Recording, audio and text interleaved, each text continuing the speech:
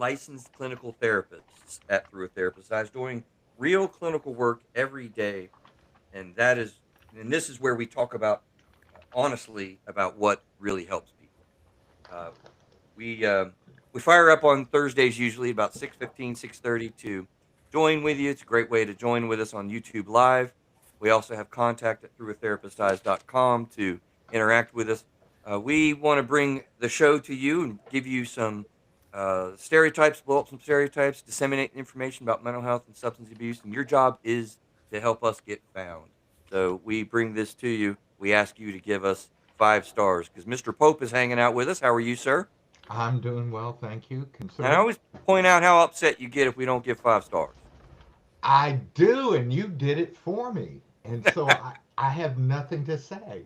All I right, then. We'll I'm move on and say speechless. Miss Casey is with us. Miss Casey, how are you this evening? Lovely. Oh, wow. Got a I heart. am in the loving spirit. So it is February. It's a great month. It is time to get it rocking and rolling. It's my birthday month. Well, happy early birthday. Is it really your Just saying. birthday? Yeah, my birthday is at the end of the month. So Victoria will be joining us soon. She is in traffic and taking care of kids, and she is in that stage of life. We've been patient with her in that regard. So this is where you get insights directly from a panel of therapists in your home or personal time in your car, knowing it's not the delivery of therapy services in any way. And then I have the book out, the books. I am a multi-book person through a therapist's eyes. Shocking that that would be in the title of my books, but it is indeed what the title is. One on marriage, one on the self. Check it out. Subscribe, click, hit the bell, do all that stuff. Really helps us out. Truly, it does. We want to get found. We need some YouTube subscribers this year. We want to reach and grow and get to the point where we're at because this we believe is really important mental health content and becoming even more important every day as we go through this crazy world. That's what we believe. This is the human emotional experience, which we do endeavor to figure out together. And I didn't even say that this is episode what, Casey? 340 343. 343. And this is actually Victoria's topic. She wanted to talk about emotional abuse versus physical abuse, and then she's not here. You wanted to talk about one night stands, Casey, and then you weren't here. Like I don't know what's going on with our group, John. What are these ladies doing? Falling I don't apart. know, but yeah. I don't know either, but that's a really cool stein you're drinking out of, Chris. That is the Hillbilly Moonshine Stein. Yes. Neil. Neil, what happened this year, buddy? Come on behind the curtain. You got this. What is this? I don't know. I don't remember. Come on. I don't remember. Hillbilly. Yeah, you do. It is the trophy cup for the fantasy league. Yes.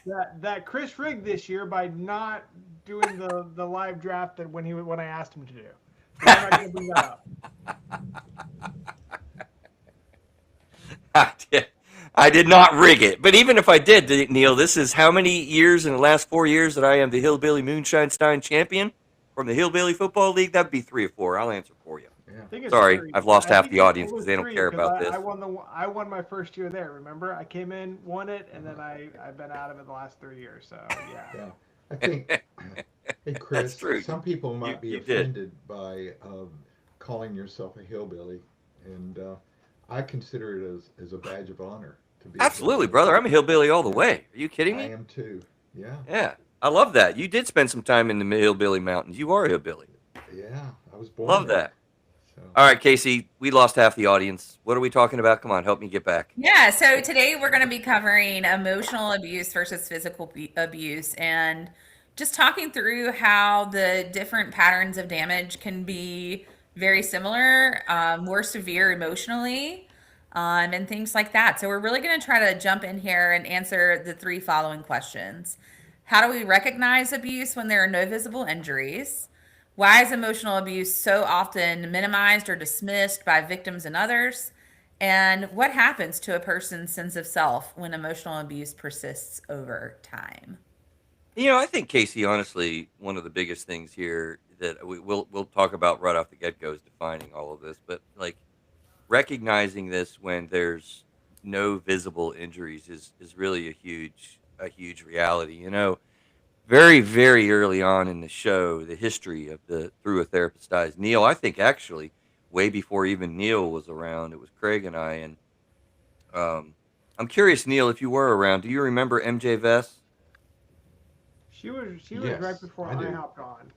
Right before you hopped on. Yeah, I think you Neil, got talking to her after I got I there. wouldn't think you would know, John. Um, I could be wrong, We're but talking. she, It's a she, right? yeah, Yeah. MJ was amazing. I know her. Yeah. Oh, you do? Okay. Yeah. Yeah, that's right. I hooked you up with her to help her with her projects and stuff. What was the name of her project? Because honestly, it's slipping my brain. It's a while.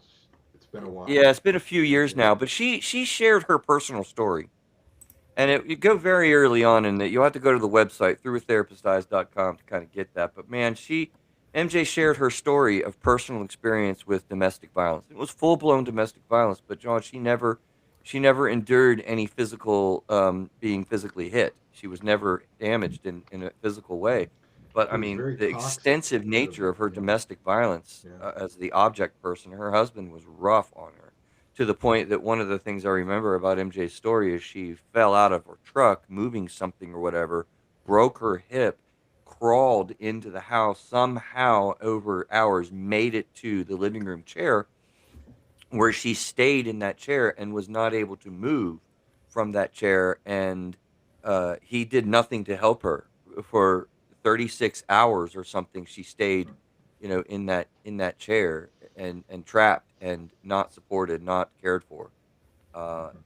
and many other aspects of her story. So, Casey, that first question, how do we recognize abuse when there are no visible injuries, is, I feel like, a really big thing when people talk about emotional abuse. Yeah, absolutely. Because here is another big characteristic of emotional abuse is that it's not talked about and it's not recognized, usually even by the person that is being victimized in the situation, until after they're kind of removed from the situation, out of the situation, or have been given really good, like, therapy input, things like that, coaching around it. So I think that's one of the biggest parts of it is that a lot of times people who have been the victim of emotional abuse don't even realize it's happening when it's happening. hmm Case in point, I will be honest and say, honestly, I feel like in my life, my personal life, I have had elements. I'm going to say elements, and I'm going to make a point about why I'm saying elements in the back end of this. But I never really considered it as abusive, but there were elements that I personally have gone through, both early in my life and whatnot, up and through till most recently, where there are things that are experienced, um, and I never really realized that until more recently, thinking about in hindsight some things, Casey. I mean, and I know you shared yourself. We did a whole episode with you, and earlier in life, with some dating stuff. It's powerful, but I say elements because I'm curious what John and you, Casey, think or feel about this next sort of statement that I am afraid, and this is why the first segment here of defining emotional abuse is going to be really important because I do get fearful that people like use our phrases and use them incorrectly and banty about the term very liberally sometimes, and that You're a I think can cause narcissist. some problems. Yeah. What do you think, John? Oh no, this the term du jour right now is narcissist. Yeah, Yeah, yeah. yeah. So there's a kind of a facilness with using some of those terminology jargon. You'd have to use a And different word than facilness. What is that? they're fast and loose. Oh, fast Fast and and loose. loose. Yeah. Gotcha. So Yeah, people are quick to say I've been emotionally abused. Sometimes that I'm not so sure. So that's where. What do you think about that, Casey? Yeah, well, first and foremost, I want to say for, me as a clinician and everybody on this podcast, and I think that we would all be in agreement with this, that we are not here to define your personal experience with any of this stuff in terms of whether or not you are or are not being abused. But it is important to put some reception of parameters around it so that every time someone hurts our feelings, we're not going and telling people that we're being emotionally abused by somebody else. That this I love is that. Can you kind of say that again? mhm. Yeah, That's that Really? every wonderful. time someone hurts our feelings, that we're not going and running around and telling someone that we're being emotionally abused. There is a stark difference between abuse and someone hurting your feelings. Yeah. I love that you put it that way. That's, as always, you're very dictationally awesome. How'd I Thanks. do, John? How'd that I, sound? that sounded very erudite. Right. I need a dictionary. What's happening? All right, let's jump at it. Let's jump at it. What is emotional abuse? Clearly, as much as we can. What are the things that we really think about? I know we've got some notes there, but let's just go off the cuff here and think out loud. You know, we Yeah. say, the new thing I like to say is this is where we come and we talk honestly about what works, what really helps, what really makes sense between us group of therapists. So, I mean, I've heard things that doesn't sound like sex, abuse. People are feeling abused. I've heard things that definitely sound abuse where people don't think that they were entering into an abusive situation. And I just reveal it. I feel like I've had stuff throughout my life that has been that way myself. So what is it? What do you guys think about when we really try to get into what this is? Notes I notwithstanding. I think it's the breakdown of a person by another person using words. Hmm. Wow. So it's depreciating people, their Hmm. value, devaluing people, and or trying to change them from being a subject, um, what is in existential philosophy is an I thou relationship. I and the other person is a thou, and making them into an object, I it, Hmm. and so you put them below you. If the abuser would do that. Yeah, and I think it's multifaceted and systemic. I don't think it's just one directional. I don't think it's just saying or speaking to existence things that are solely focused on just one particular area of a person's life or one particular thing that a person may not do well, but it's systemic and it crosses multiple categories in a lot of ways usually. But it can be subtle, and then subtlety over time gets more and more pronounced when the person who's doing the abusing isn't fed So by the reaction of you're the saying other it's person. cumulative. Yeah. Yeah. Yeah, I like that. Cumulative and chronic are two words that I think are important here. Like you said, this isn't somebody that was just mean to you one time, or that somebody hurt your feelings, or that you had a bad fight. There is abusiveness all around. I mean, Hmm. call somebody a curse word once, and you could say that's abusive. That's just definitely not kind. You're tearing somebody's personage down. But I think when we think about a relationship of abuse, there maybe that helps me listening to you too, because I think there's an element of chronicity here. There's a gradual and a regular and a routine breaking down of a core elements of another person, and that's hard. That's insidious and undermines a whole person's understanding of their own self.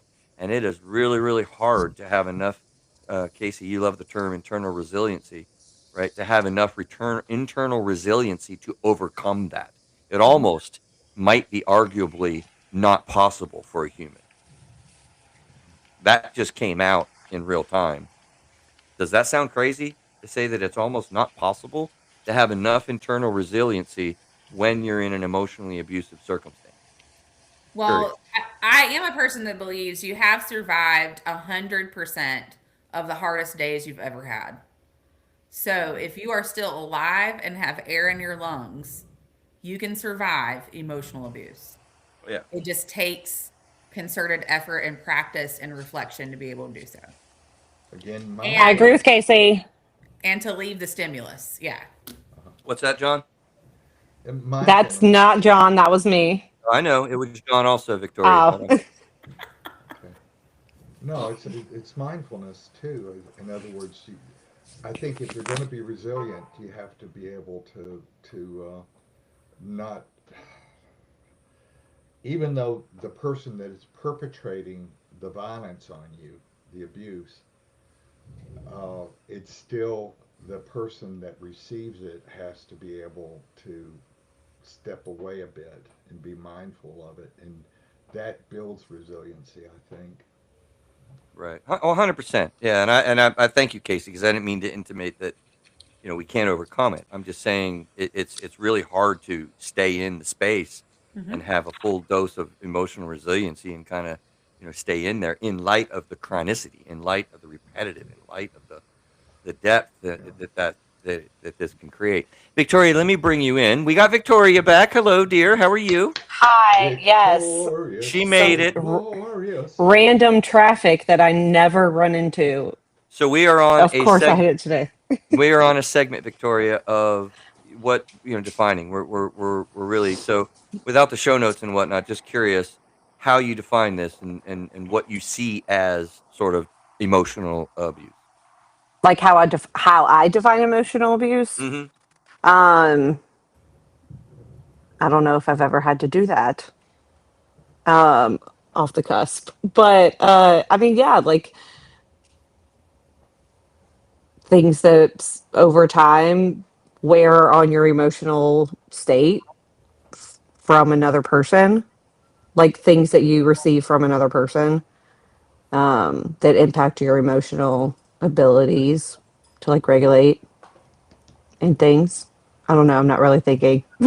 No, you did okay, and honestly, I'm glad you struggled there, and I appreciate your genuineness in struggling because it really is a struggle. Okay, this is not an easy thing to do. So, in preparation, we talked a little bit about things that we're looking at. This involves heavy doses of criticism. This involves humiliation that is targeted at, John, you said tearing people down, Hmm. right? This, Mhm. Victoria, can you mute? Thanks. This involves humiliation, tearing other people down. This involves an element of contempt, which is part of the um, Gottman's Four Horsemen, but Yeah. it's tearing down the very fabric of a Hmm. person's characteristics. That's what contempt really means. Everyone's oftentimes heard of gaslighting, but this is another strong element that you will see where you're undermining the observation ability of somebody and making them believe stuff that really isn't true, that undermines their integrity of their own confidence of their own observational skills. Intimidation. Men can be intimidated by their partner. This is a I am in control and you are not in control, and conveying that. Notice the word conveying that in a strong way that erodes over time. Again, you got to remember the chronicity here, the chronic aspect, the punishments that you deliver or get punished for simply wanting to go hang out with your buddies for a football night or your girlfriends at an outing, and the withdrawal, the shutdown, the stonewalling that you'll get. We're horrible to each other sometimes. Hmm. The control disguised as I love you and I want you to do the right thing and I'm telling you what to do instead of honoring your personal space to make decisions. No bruises, no physical punches, no necessary need to incorporate blood, broken bones, life, or limb. But it does get to a point where you really get fearful, ultimately fearful of your ability to continue living in the emotional space that you've created for yourself, or for life or limb. I know that's a lot. How do I do there, guys? I think you did well. I think you did well because at the end of all of this, everybody deserves a life free from fear, control, or harm. Hmm. So if you don't get anything else from the podcast today, please know this. You deserve a life free from control, fear, and harm.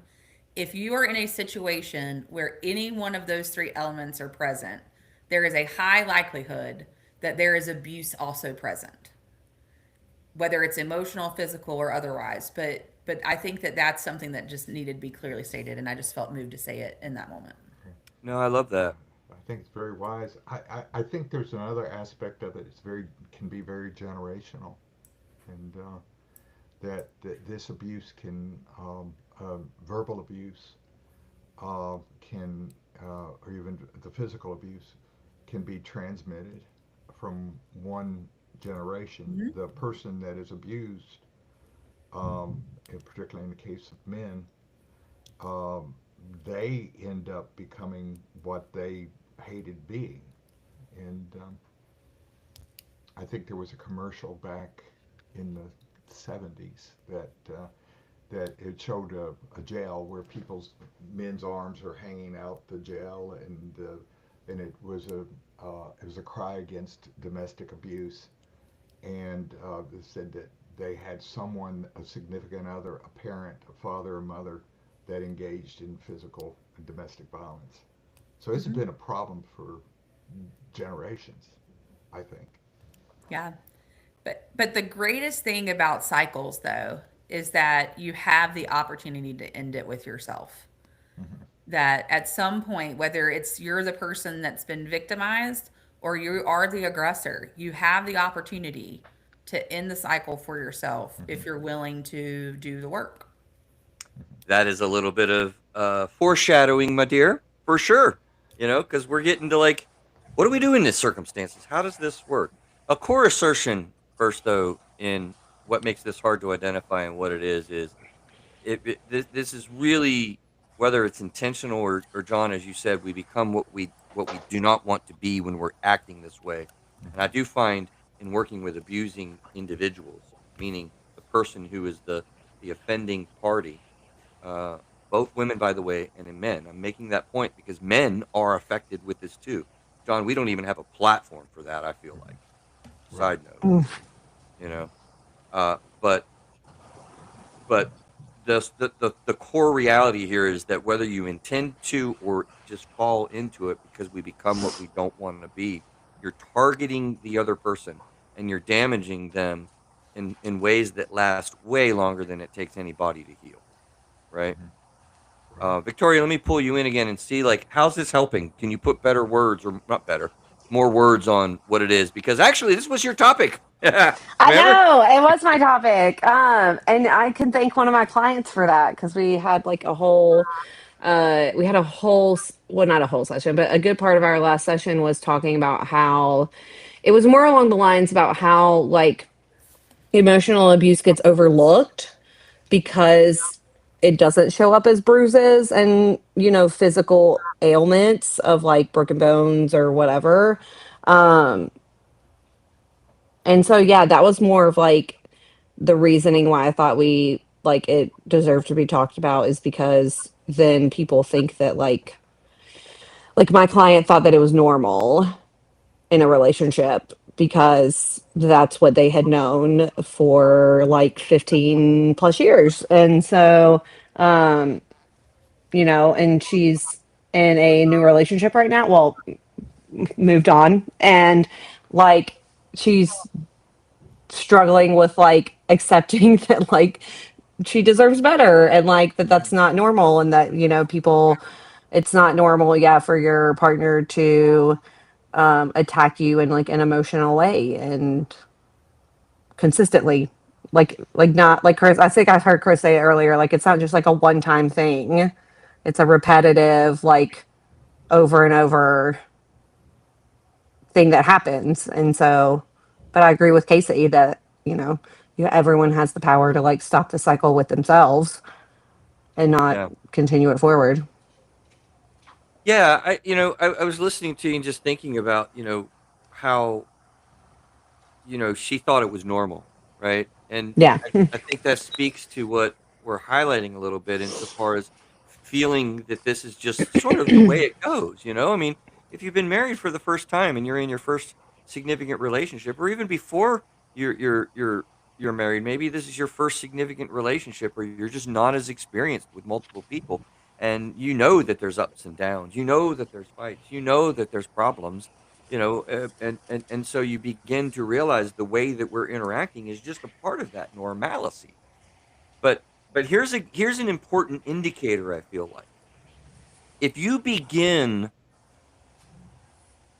differently than you have a tendency to in your life, if you begin to have a tendency that is different for you in your life, to question yourself, to question your characteristics, to make statements that are critical of yourself, and you don't typically do that, that is a part of the relationship time frame in your life.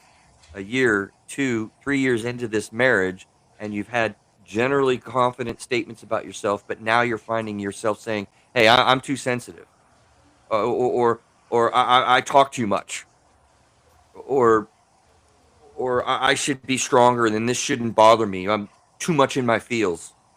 I'm not tough enough. I need to get stronger.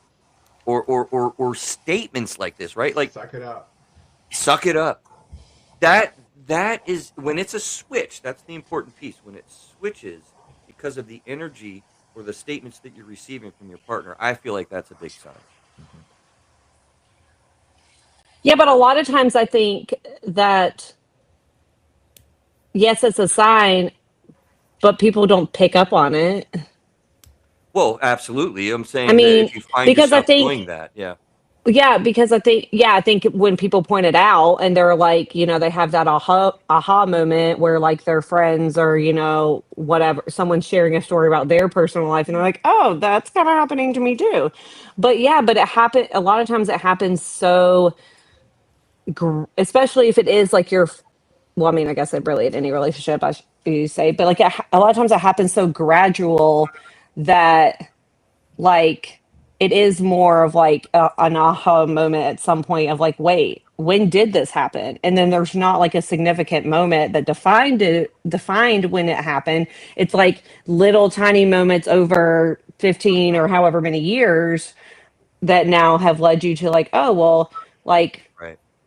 I second guess myself all the time, or I don't trust my own emotions, or whatever, fill in the blank. And then, or until you go to therapy one day or something and you say something about yourself, and your therapist is like, wait, whoa, like, where did that come from? Let's focus on Like, that a minute, Victoria. What do you mean by that, from the therapist perspective? oh, like, where did that come from? Yeah, So I mean, sometimes like when clients say things in, at least in my sessions, sometimes if I won't say like red flaggy, but if it kind of is like a flag, like it's like, whoa, like that's not really how most people think about themselves or think about a situation, then I might inquire a little bit more about like, tell me where that thought process came from. Like, how did we get there? Where did, like, have you always thought that way about yourself? Or is that like a new thing? Or, and kind of dive more deeper into it to figure out, like, okay, was this there before this relationship with this person? And so it's like a deeper issue, a past thing, maybe a different relationship or how someone grew up, like their childhood or whatever, or their experiences, or like you can kind of track, like, did this way of thinking start around or after the time I started dating this person or I started this relationship with this person? And so then we have little sneaky ways as therapists to like get people to talk more about like how they think about things or where that comes from. And then I think it can be eye opening when someone says, "Oh, I don't know where that came from." Then that gives us the opportunity to like dive deeper into it and figure out like, where did that come from? How did we get to thinking about ourselves in this way or about this situation in this way? exactly. Yeah, I would like to go and say this at this point. This is not about what's wrong with you. It is about what has happened to you and what has continued. And sometimes it's even prior to this relationship that you've been kind of primed to be the person that is vulnerable in this setting. But it can Mhm. happen to anyone. If you don't believe me, we did a show about it. It can happen to anyone. I was on it and I gave my story about how it can happen to anyone, and it can happen to any person. This is not discriminatory of certain groups or subsets. But there are a lot of subsets who will not report that it's happening to them. And so, men, I'm speaking to you. People of different demographics outside of Caucasian, I'm speaking to you. Any culture outside of white American culture is so far more less likely to report any type of abuse, but especially emotional abuse when it comes to situations. And what I find in my practice is that we are a society of people that want beloving and want belonging and love so much that we are in the practice of picking up red flags while dating and trying to turn them yellow to convince ourselves that these people are not doing what we think that they're So doing. good. I love it. She's so good. Yeah, I, I, I was just thinking that you were talking about it couldn't happen to me or it couldn't happen to us because let's say I'm a corporate lawyer and and I'm a very successful book um, editor. Well, that happened in New York City in the 1980s with uh, had a nest bomb and the and her husband, who was Joel Steinberg, who actually did adoptions Hmm. as for part of his living, and he beat the crap out of his children, his illegally adopted daughter, Hmm. and his wife. Now there was a lot of verbal abuse, and what caused the most damage, Hedda Nussbaum said, was that it was the verbal aspects that kept her in line and kept her from complaining and seeking help. And she was convinced that she was completely unworthy. And they lost their daughter as a result of that, Hmm. of his abuse.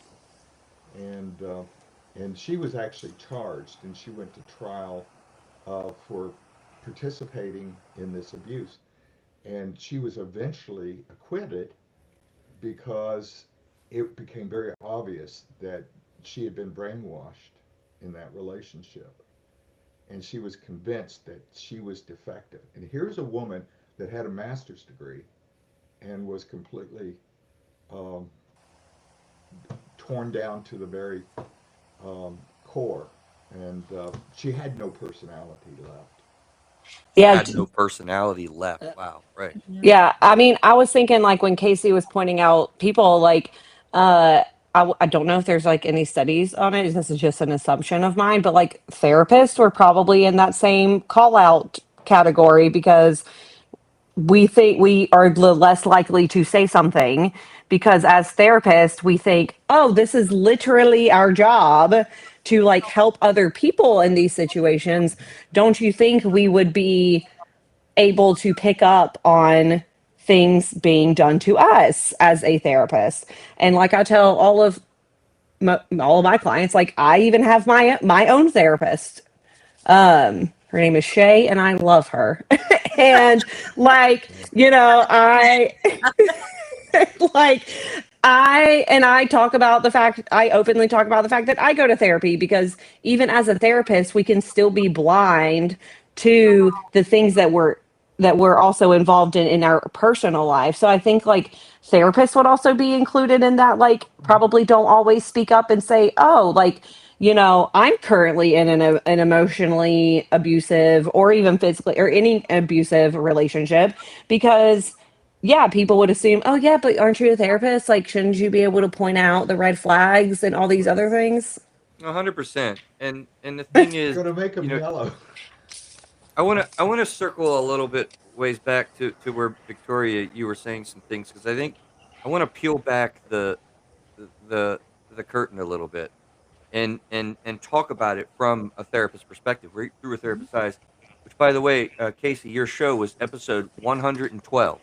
Thank you. Okay, yeah, 112. It Wow, happened to we came me. a long way. Yeah, man. Right? I know we're 343 now. And thank you for sharing that because you need to hear Casey's story in detail and she will guide you through what her experience was and how we came out of this. But Victoria, like this whole idea of identifying this, I don't know about the three of you, but I oftentimes will come across people that I'm working with, and I'm thinking of a lady now that I worked extensively with for a little while, and there's a quandary, there's a wonder. Like we're talking a lot about this relationship, and I'm not sure. I kind of wonder. And you said that we have sneaky ways of figuring things out. I want to suggest that we have openness and we develop safety. It becomes a safe Okay. environment to be able to Sacred. talk about these things, right?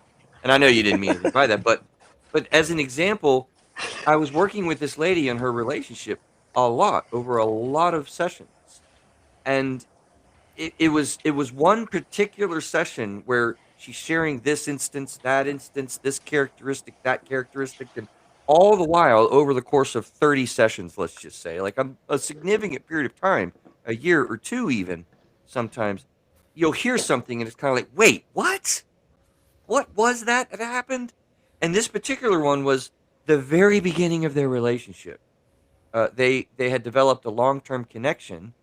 This person lived in a whole other state that she was in local presence here, and they met each other the very first time live. He moved to this area and knocked on her door. This is the first time that they laid eyes on each other.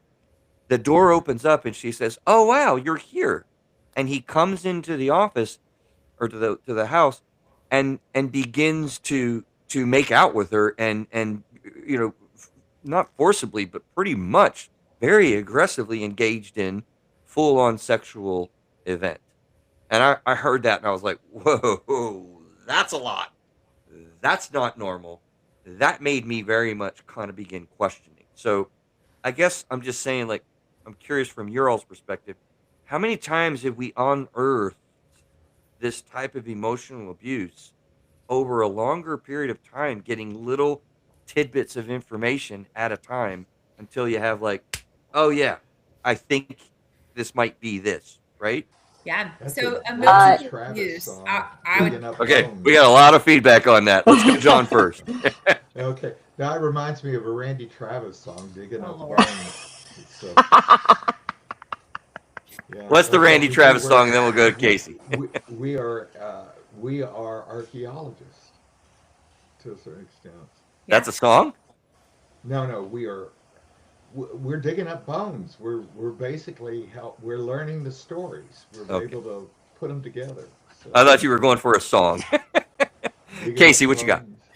Yeah, so this is what I would venture to say in a bold way. Emotional abuse does not start out as full blown abuse. Okay. Emotional abuse can look a lot, even what like Chris is talking about. It can look like a heavy onset of love bombing, which is another buzzword, where a person pushes in almost aggressively, which is kind of the hooking mechanism or the hook, line, and sinker to get the person attached. And then things start to happen. So it's not like a person And I runs out just the can I gate. just say real quick, and it's not always intentional on the abuser's part, by the way. Correct, initially, right? Right. Yeah, it's not always initially like that way, right? But from the beginning, a lot of the time the pace is a little faster than probably what we're accustomed to. Now, again, this goes back to the experience that people have had with relationships and what has been normal or abnormal or what has looked right or not right. And it can even be traced back to people who have sustained trauma prior to getting into a relationship with someone that has an abusive patterning. But without that foundational knowledge, you can link up with someone who then turns into someone that becomes emotionally abusive unknowingly. Unknowingly. Mm-hmm. So it's not like you're out there finding the best of the best abusers that you can find. These people hide in plain sight, and they may not even know what they're doing based on their own history and patterning too. So They it's don't. just to make yourself That's aware. beautiful. They don't. They often really don't. And I just want to drive that point home, Casey, because we have a tendency talking about this issue of objectifying the abuser. Now, I'm not trying to save and advocate for, your abuser. We need to deal with this, and we need to stop. All stop.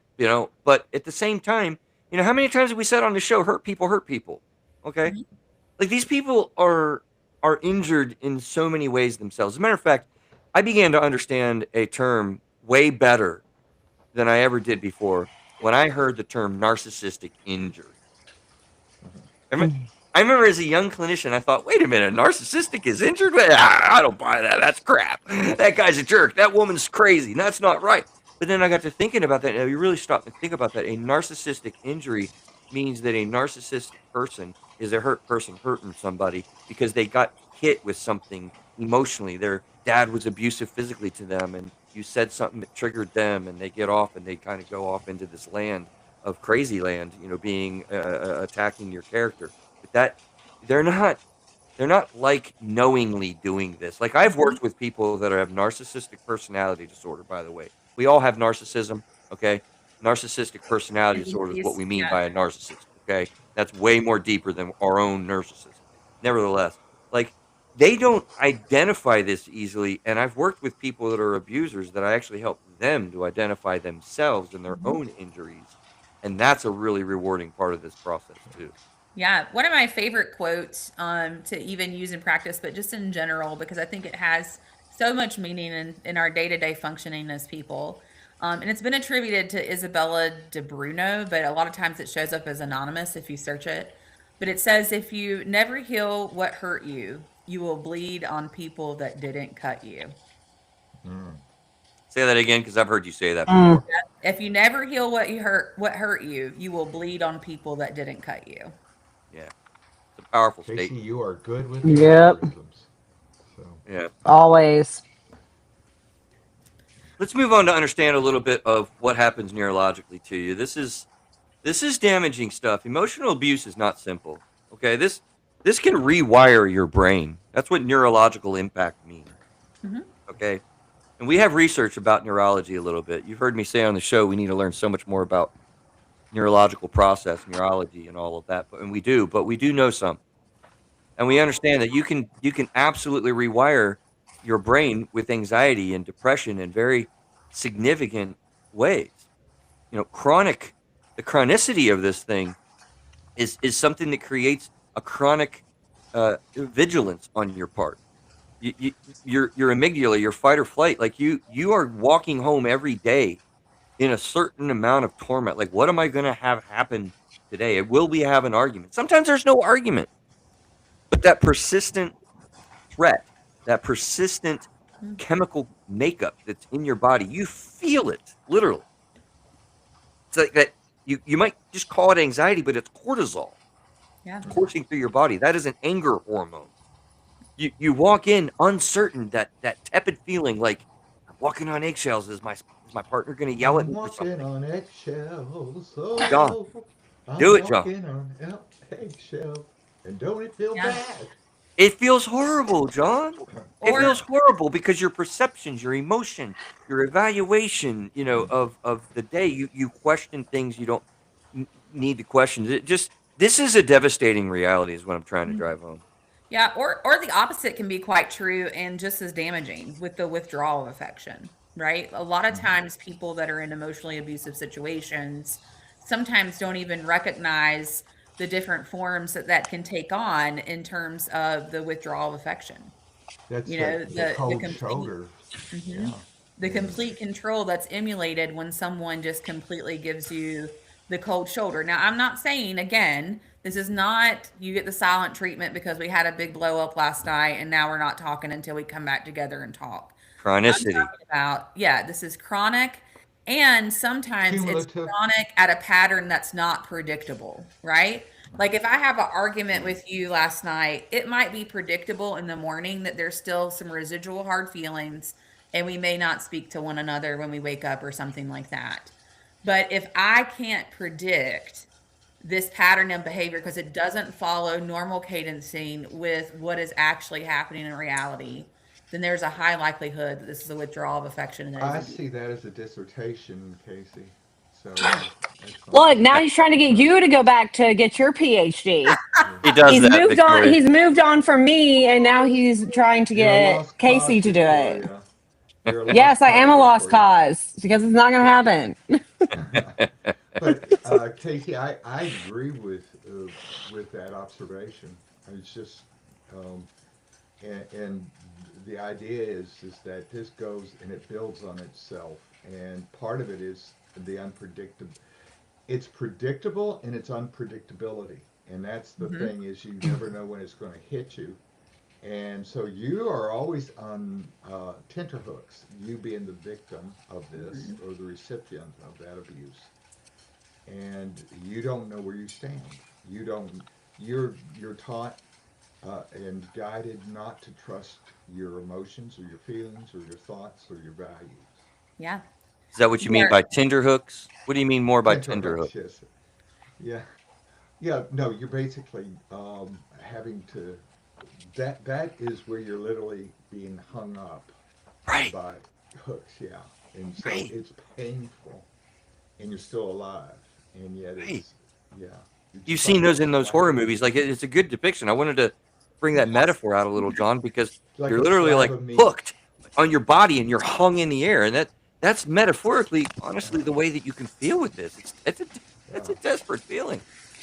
Yeah, I mean, just think about it like being in a minefield with no real plan on how to navigate. You don't know where to step Yeah, you have no idea where to step next.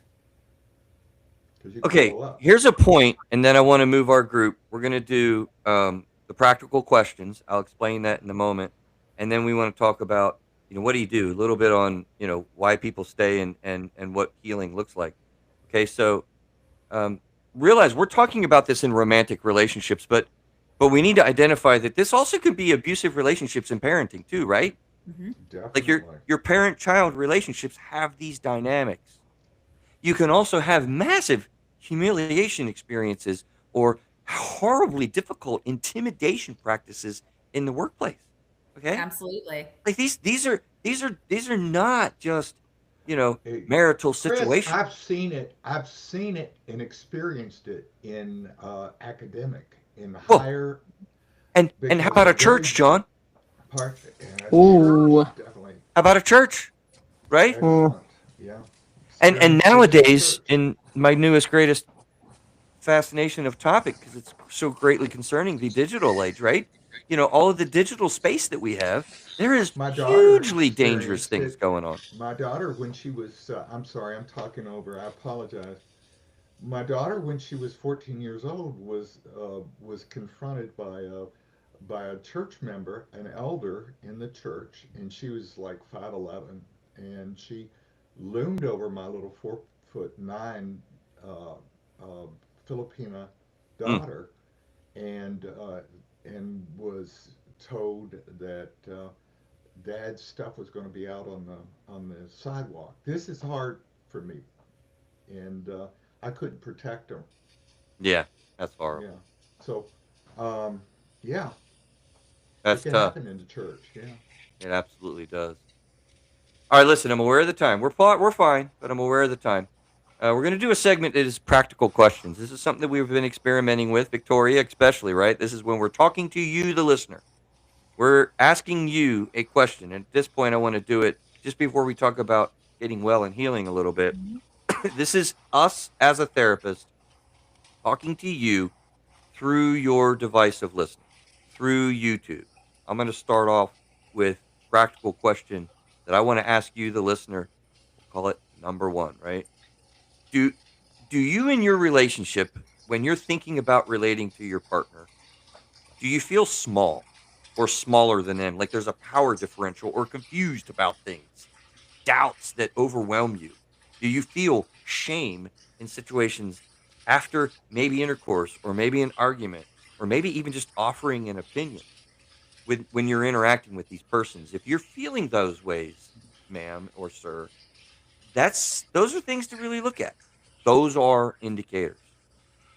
Be careful and look at that. Number two, who's next? Oh, I can go. Do Yep.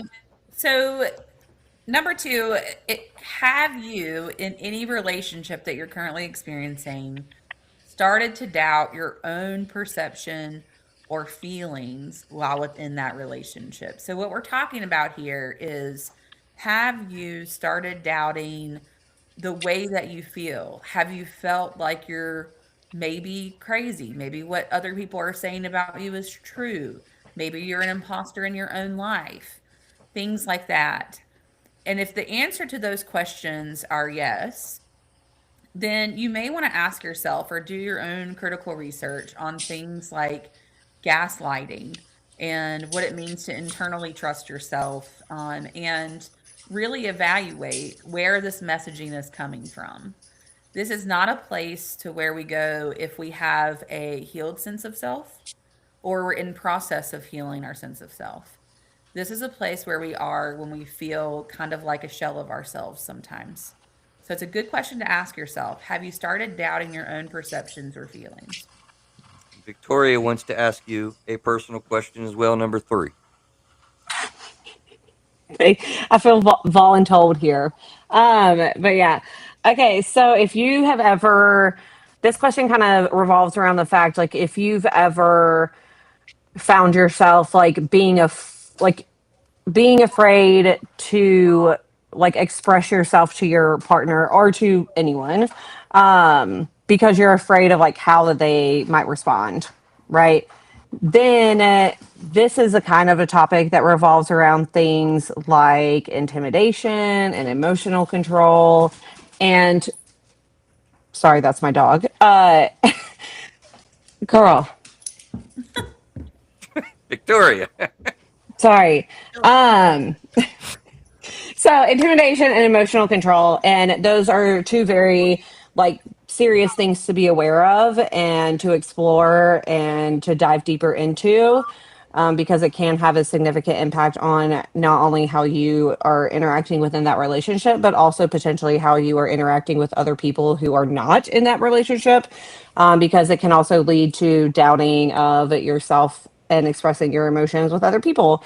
And so it's definitely something to look into and discuss more about and see if, there's an alternative or a better way to approach it.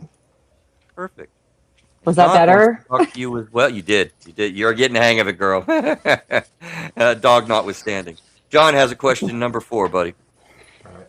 If if this was if this was happening to someone that I love, would I call it abuse? And I'm thinking about this in a way that perhaps you see your sister or your brother that's receiving this, and or a parent, and you're in that family, and you're seeing this happen from maybe from a stepfather to your mother, or vice versa. The thing is, would you call it abuse? Would you stay quiet? Or would you be able to reach out to the person that is receiving this abuse, this verbal abuse, or this emotional abuse? Would you be able to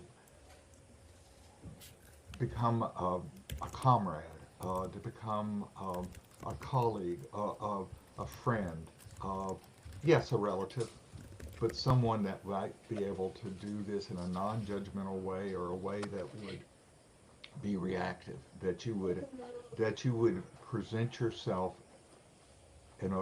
with openness, that you might be able to help your loved one uh, be able to deal with, or to be able to process what's going on, and how to perhaps have ways to uh, not to change that other person, but to be able to say, do I need to leave? Do I need to contact somebody? Who do I reach out to for help?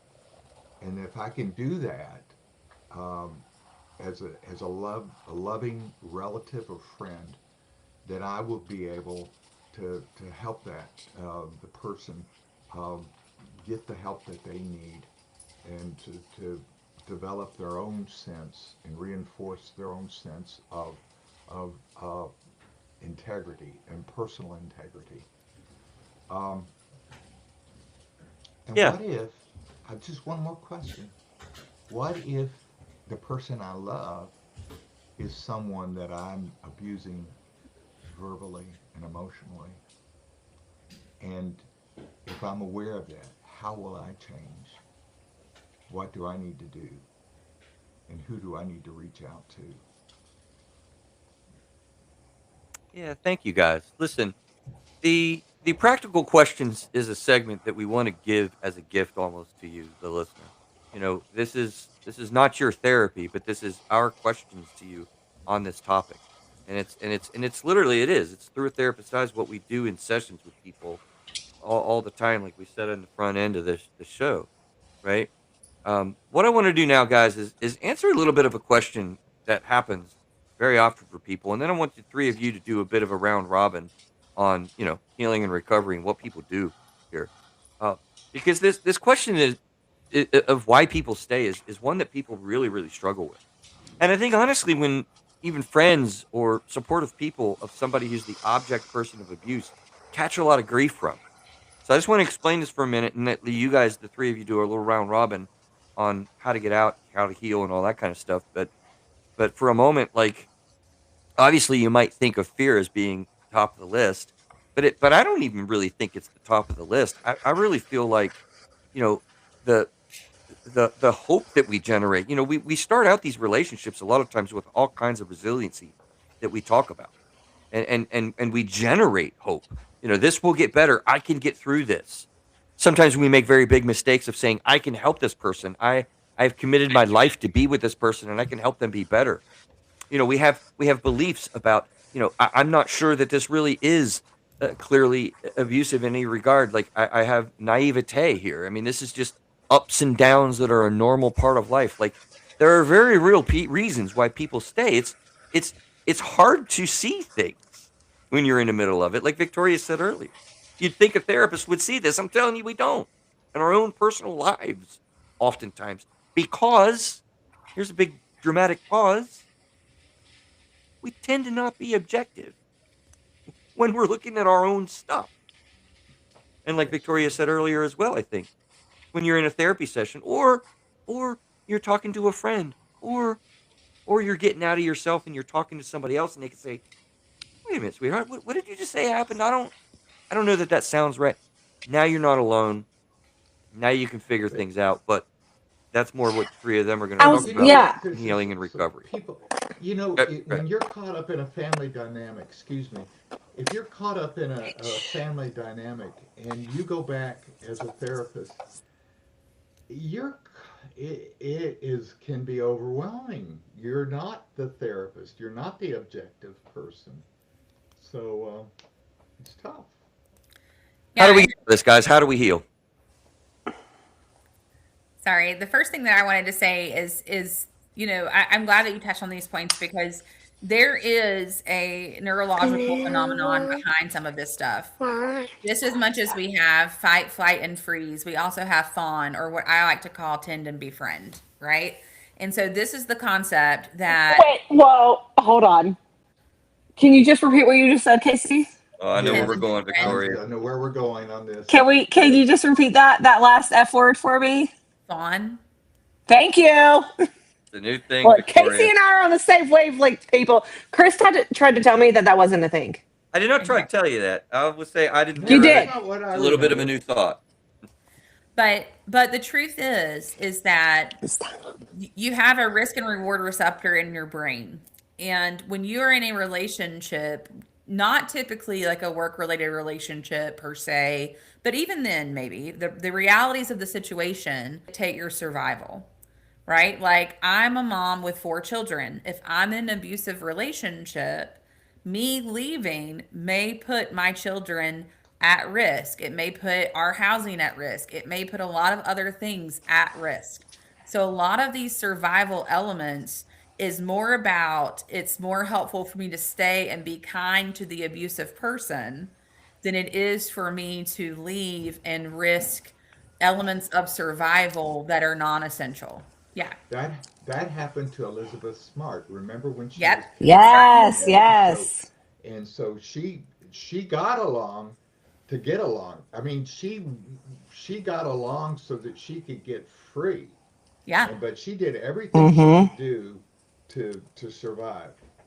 Hmm. So Yeah. it doesn't just have to be physical coercion. It could be the emotional coercion that you might experience in a very dysfunctional, dysregulated relationship. Yeah. Thank you. So, yeah. So, as we kind of segue into like the healing and recovery round robin, I would say, and I would be curious to see if you guys agree with this or not. I mean, the first step, I think, in any healing journey is there has to be recognition that this is actually happening. Yeah, acknowledgement. John? Yeah. Yeah. Yes, I agree. Yeah.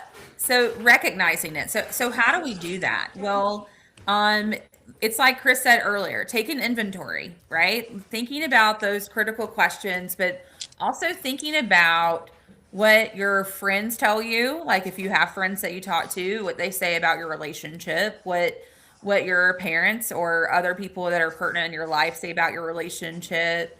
Um, Not what you see on TV, because those relationships generally are not real, but what you do see in relationships that you would deem to be healthy relationships, and draw some categorization of comparison to that. How does your friend's husband talk to your friend?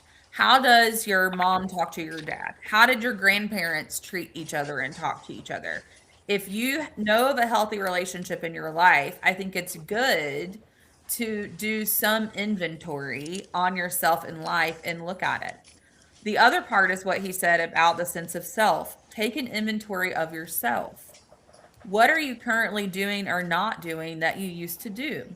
And did you stop doing it for a particular reason? And if the answer is yes, and it's a healthy reason, then great. If the answer is no, and it's because it's been replaced by something that's deemingly feeling unhealthy, then it's worth inspecting or looking at. And then get a therapist. Like that would be the other part. Maybe a good point, Casey, at the end. Okay. Yeah. Yeah, Well, yeah. and I would add that you would have a community of people that certainly not perfect, and they would say that they would have their their failings and that, but people that are committed to that journey, and Mhm. you could see that in a healthy, well balanced church, synagogue, mosque, somewhere where there would be a place where people's value, they go from they treat people as thous, not as objects, not as something that would be um, demeaned. Mhm. So I think that the community building community is important to be involved with that. Yeah, this that the point here too about rebuilding trust in yourself, I think, is really vital. And this is why. If you've ever been in an abusive situation, whether it's been physical, emotional, verbal, financial, you name it, if you've been in a physically abusive, emotionally abusive, whatever kind of abusive situation, then what you will notice about yourself oftentimes is that you do not feel that you are able to trust your own decision making capabilities. It's so interesting that even though these things are happening to us, the first person we go in on is not the person that did this to us Stop. or contributed to this situation. Take your It's arm out. ourselves. And when we go in on ourselves, what we are doing is we are shredding apart the things that make us us. And one of those things is our trust within ourselves to be able to make good decisions going forward. So, if nothing else, I would like to encourage you today to inspect yourself and honor you. And if you So can't honor you, then Socratically Mm. think about, if this was happening to another person, what would I tell them to do? that is the power differential Yeah. that when the person keeps you off balance. And so the idea is that restore you, Hmm. restore yourself, and you have to reach out and have an ally in that. You could do it with a therapist or a clergy person or a beloved friend or family member, but that is where that somewhere the abuse has to stop. Yeah, and one practical skill that you can use once you've established connection to a trusted source, right? So once you have that trusted connection to a trusted source and you've identified what's going on and you're starting to heal through that process or talk through it, is you can actually use that trusted source as a ally in a situation, even if they're not present. And this is what I mean by that. So let's say you get into a situation and something feels off. And so you're thinking about, like, I don't know what to do here. This feels kind of off. Simply ask yourself, if I'm going to use John as an example, if John was sitting beside me, what would he say to me right now in this moment? And if you trust John and you know John is not a liar, and you really think about what he would really say to you in that moment, the chances are you can make a decision based on that kind of Socratic question or advice that you're taking from a third party that isn't present. Now, I'm not saying go around talking to yourself all day, but it is a good skill to use that kind of fly on the wall mentality. If this person was with me right now, what would they Yeah. say? And because I trust John and I trust John's judgment over the things that I would do, I'm glad to say that I can make a decision and feel confident in that choice because this would be a decision that he would make. Yeah. Thank you. And I feel competent now. I appreciate. But you know, MJ Best, you brought that up. That's what she was Mm-hmm. doing in her Catherine's house. Are you familiar Yeah. with that? Yeah, Sure. Yeah. that's what they do, and that might mean you have to remove yourself from the place of abuse, and that Mm-hmm. takes a lot of courage and uh, heart to do that. But you would go into a healing situation, and it would be, and if you go to a place, let's say where you feel like I'm feeling just as uneasy at this place that is supposed to help me as I was in my home, where I didn't feel safe. Maybe that's not the best place for you. You might Mm-hmm. still have to find that where you can have a true ally, that true friend. In danger of jumping too quickly to the shrink wrap up. Yeah, man. There's help. Reach out. Reach out to the help. All right, we need to move on, which we're going to move on to what we call a segment of the shrink wrap up, where we just give a little bit of a wrap up from our head to yours, from our hearts to yours. And we have a friendly little competition John loves to see who Neil gets to decide who has, I guess, the most thorough or most on point wrap up. But we got a lot of YouTube folks that have jumped in and on this live. And we love your comments. Please feel free to comment. We'll embed them into the show, guys. The one comment that we have says really, really good topic. Not one, but two really good topics. I know you're listening out there. You're not alone. Okay? Mhm. Mm-hmm. You're not alone. You need to hear that and know that. I think this is a show that people are going to listen to. And I hope you hear that. All right, the shrink wrap up. Neil, I got a question for you, brother. Come on here. What are you doing here? I looked for the spreadsheet. What'd you do? Take it away? You protecting it from me or something? You worried? What happened? Same spot as it was before. Is it the same place? Yeah. Oh, I I saw didn't see it it. today. Huh? I saw it. You did. All right. Well, I couldn't find it. I thought he took it away from me because I tried to do tallies and he didn't want me messing with his Yeah. thing. I thought about it. All right, the shrink wrap up. We're going to take a turn and we offer a rending view of how to wrap this up. Who wants to go first? I'll go first so that my kids doesn't disrupt later on. Fantastic.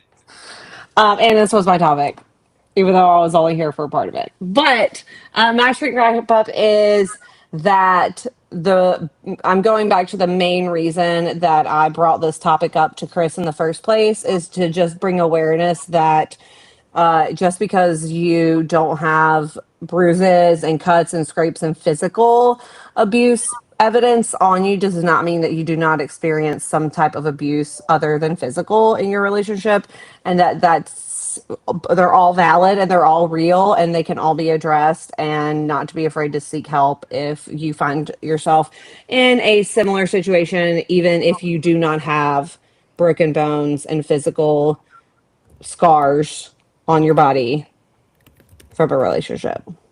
Mm-hmm. Okay. Casey, you up? Sure. So, emotional abuse may not involve physical harm, but it can still cause serious damage. Over time, it changes how you think about yourself. It can hurt your self esteem and make you feel dependent on the person supplanting the abuse. So, my shrink wrap up will wrap up with a quote by Howard Thurman. And it says, don't ask what the world needs, ask what makes you come alive and go and do that. Because what the world needs is more people who have come alive. The world needs you. There is no one on this planet that is more youer than you. So, if you are not feeling like you, let this be your message to seek out someone and run it by them to see if you're kind of onto something here in this emotional abuse realm. All right. Thanks. Thank you, Casey. You are not alone. Okay? This is a horrible process to get trapped in with a chronic nature of harming your soul to the core. It beats you up, not with bruises and bones, we've made that point, but with a critical interference with the very core of who you are. Let's not overuse the term, as we said, just because somebody hurt your feelings. But when this is going on, you've got to find the courage to reach out because it lasts longer and goes deeper the more that you stay in it. And that does not have to be a necessary part of what this emotional abuse topic is for you in your life. So I hope that you've heard some things here today that helps you to identify it so that we can take action and not be alone with what it is that is so damaging to a human spirit. Though you can recover, there is hope, and we're here with you as a society to be with you in that recovery. John, brother. I, I think that we've looked at it primarily through the eyes of the people that have received the horrible abuse, and verbal abuse can crush a soul. But I'm thinking and I'm appealing to the abuser that person, if there's a glimmer of awareness, of self-awareness, step outside yourself if you're doing this abuse and see what it's doing to others. People that you say you love, and I suppose you do, but you step outside of that and see what damage you're doing to your significant other, your spouse, your children, or to your parents. If you're and it's reciprocal, that you don't have to play that game or do those actions that are so destructive. Seek help, get help, go to a therapist, do some very strong cognitive restructuring, and re-examine yourself, because if you examine yourself, you will change. You will make that. It's not hopeless for you. You don't have to be an abuser. Neil, we're getting better at this, brother. I don't know what you're going to do. I'm just gonna have a little dice. I'm gonna do like a D20 and just roll a dice, just so you guys won't see it. Um, this was tough, and honestly, I'm gonna give it to the Pope because I like the fact that I think it's really important to look at the abuser because they need to stop what they're doing so they can stop the cycles that they're leading towards. So I think that's really important to look at for those pieces. So I really like that dynamic, and I do think those that are getting abused need help and they need to get out of those situations. But until the abuser stops what they're doing, it's just going to become, they're just going to lead to another victim and another victim and another victim. So I'm going to give that one to the Pope because that really kind of came from a different dynamic, and I thought it was really good to hear. Love that, John. You got one, brother. Okay. Fair point. Snaps for you. All right, we got to get out of here. We ran over a little bit because this is an important topic. I hope that you hear some things that are helpful. We're here with you, as we say in the top end. We're here to figure this out together, okay? Stay well, take care. We will see you guys next week. Bye.